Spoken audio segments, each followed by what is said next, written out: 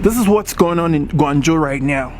Black people have been kicked out of their apartments. Students have been kicked out of their dormitories because there's been a new surge of corona in China.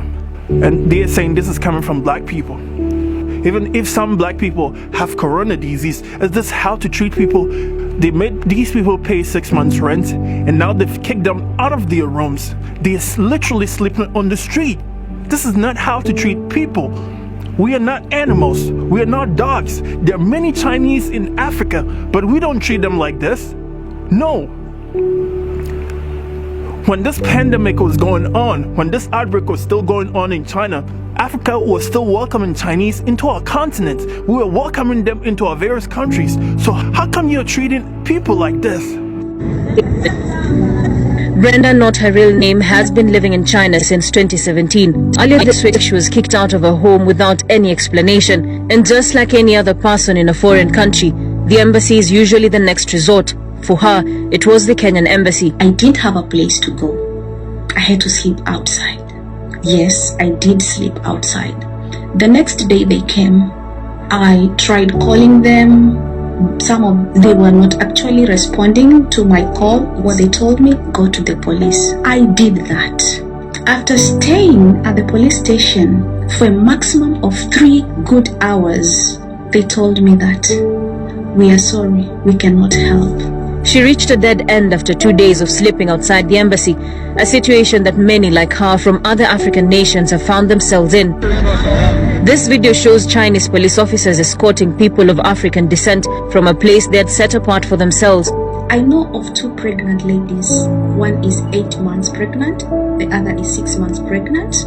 They cannot access hospital.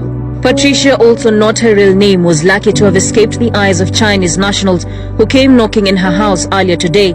Our conversation on phone revealing just how scary everything is. Now I don't have food. I don't know what to do. And I can't just go to the street. I don't want to sleep outside. Now it's either I choose to have somewhere to sleep or I choose food.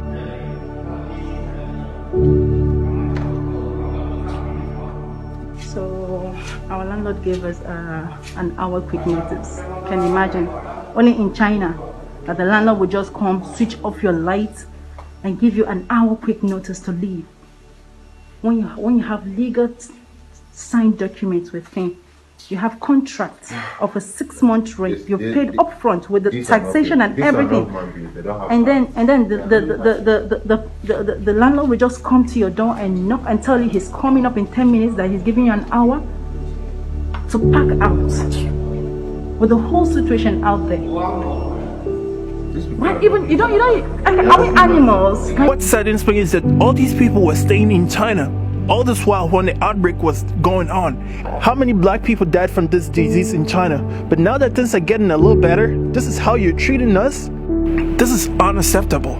Guys, I know this video is very upsetting and a lot of people are angry. I am too.